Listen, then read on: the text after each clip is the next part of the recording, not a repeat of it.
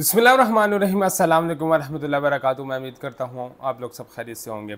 तो पाकिस्तान के अंदर जिन लोगों की शादी होती है उन्हें यही लगता है कि सिर्फ़ और सिर्फ एक किस्म का जो है वो निकाहनामा होता है, लेकिन पाकिस्तान के अंदर तकरीबन 4 किस्म के निकाहनामे मुख्तलिफ चल रहे होते हैं। और उन हर जो निकाहनामा होता है उसका पैटर्न ज़रा सा मुख्तलिफ होता है।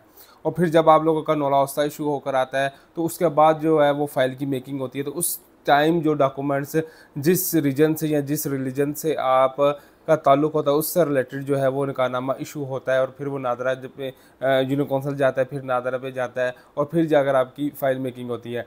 और अगर आपके डॉक्यूमेंट्स के अंदर प्रॉब्लम्स आ जाए तो फिर आपको वापस अपने जो है वो जाना पड़ता है, यूनियन कौंसिल से ठीक करवाना पड़ता है, नादरा से ठीक करवाना पड़ता है, फिर जाकर सिस्टम ओके होता है। तो आज की वीडियो में हम मुख्तलिफ किस्म के जो पाकिस्तान के अंदर निकाहनामे या related to Italy family visa से रिलेटेड जो आते हैं हमारे पास, उनके बारे में जो है वो डिस्कशंस करेंगे और इंशाल्लाह आपको वैल्यूएबल इन्फॉर्मेशन आपको प्रोवाइड करेंगे।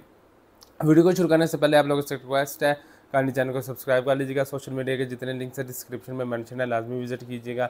इंशाल्लाह काफ़ी ज़्यादा इन्फॉर्मेशन मिल जाएगी। और इंस्टेंट और क्विक इन्फॉर्मेशन के लिए आप टिकटॉक पे जाएँ, DQ कंसल्टेंट को फाइंड करें और आपको फ़ौरन से जो इन्फॉर्मेशन आ रही होती है वो वहाँ से आपको मिल जाएगी। तो चलिए अपने टॉपिक की तरफ आते हैं। सबसे पहले जो एक रवायती पाकिस्तान का जो निकाहनामा है, जो आप सब मिलेंगे तकरीबन 70 से 75% लोगों के पास होता है, तो ये 2 परत वाला निकाहनामा होता है। ठीक हो गया। और ये जो निकाहनामा होता है नॉर्मली पंजाब हो गया, जो KPK के मुख्तलिफ एरियाज़ होते हैं वहाँ पर भी यही यूज़ होता है, सिंध में भी यही यूज़ होता है, और जो है बलूचिस्तान में भी यही निकाहनामा जो है वो यूज़ होता है। ठीक हो गया।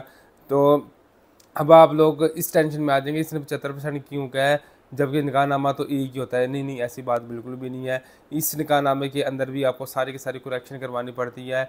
कॉलम नंबर 1 से लेकर कुछ परत 25 के होते हैं, 25 कॉलम्स के होते हैं, कुछ 26 के होते हैं, तो मैं 26 को काउंट करता हूँ। कॉलम नंबर 1 से लेकर 26 तक आपके सारी चीज़ें एक्यूरेट होनी चाहिए, और वहाँ पर जो डिटेल मेंशन होती है तो वही डिटेल जो है आगे जाकर ये डिसाइड करती क्या है कि आपकी इंक्वायरी होनी है या नहीं होनी। तो ये आपने निकाहनामे को बिल्कुल करेक्ट रखना है। इसके बाद नेक्स्ट बारी आती है क्रिश्चियन के निकाहनामे की। उनका जो निकाहनामा होता है उनके प्रीस्ट की तरफ से इशू होता है, और वो उसका पैटर्न बिल्कुल आप जो मुसलमान के निकाहनामा होते हैं उससे बिल्कुल मुख्तलिफ होता है। ठीक हो गया। तो आप लोगों को वो जो निकाहनामा होता है वो जब आपको मिल जाता है, वो एक पोर्ट्रेट फैम में होता है जिसके अंदर ग्रूम और ब्राइड की डिटेल मेंशन होती है, उनकी ओथ से रिलेटेड इन्फॉर्मेशन होती है, और जो जिस चर्च में ये उनका मैरिज हुई होती है, सेरेमनी हुई होती है, उसकी स्टैम्प वगैरह लगती है, प्रीस्ट से रिलेटेड इन्फॉर्मेशन प्रोवाइड की जाती है, और फिर जाकर जो है इनकी जो है सो सबमिशंस होती है। इसके अंदर भी करेक्शंस लाजमी होती हैं। फिर वो यही करेक्शन आगे ले जाकर MRC और FRC को डिफाइन करती हैं। ठीक है। इसके बाद जो निकाहनामा आता है वो आता है कादियानियों का, अहमदियों का, जो कि जमात की तरफ से इशू होता है।